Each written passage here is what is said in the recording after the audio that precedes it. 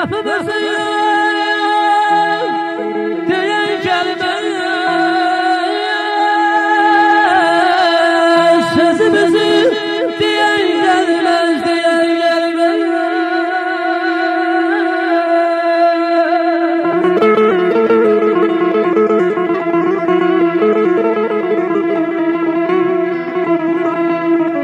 Kapımızı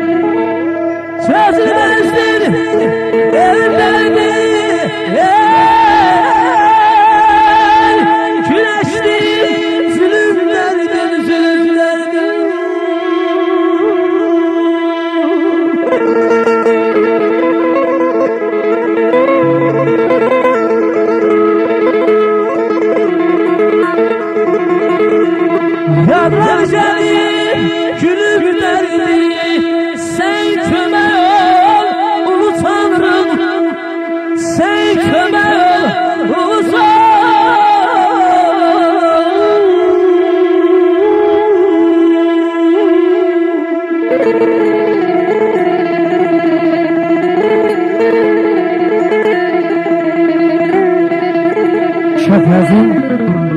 Çəpəzin başına dolanım eller, çəpəzdən Kəlbəcər qoxusu gəlir. Bir çadır dəyədə bir gür yağışda adamın nə gözəl yuxusu gəlir. Zümzümə var, o çağlayan bulaqdır, belə nəğmə eşitmirəm nə vaxtı. Ay Şəfə müəllim, qulağıma bir yanıqlı səs axdı, elsiz sarı yerin ağısı gəlir. Zahid Muxtar ömür saydı bu ömrü, Tamarziya şirin faydı bu ömrü. Allah məndən almayaydı bu ömrü, canıma ayrılıq qoxusu gəlir. Buyur Şəfə müəllim. Elimizden alalım, gelbi Xankənd, gelbi Xocalı yalan.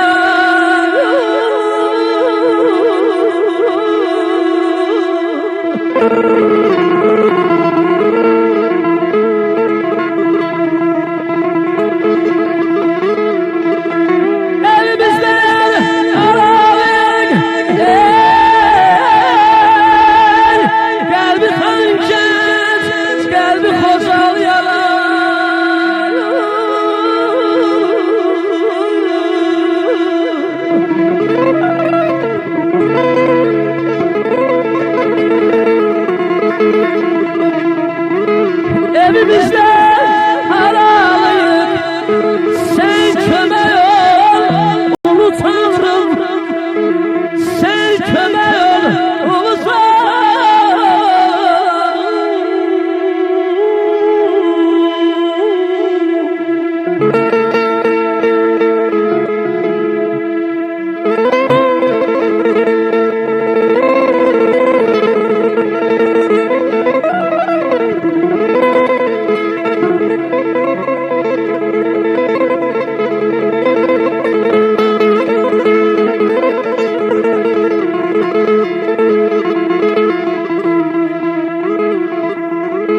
Getdi Ağdam, getdi Laçın, ana bacı olursan.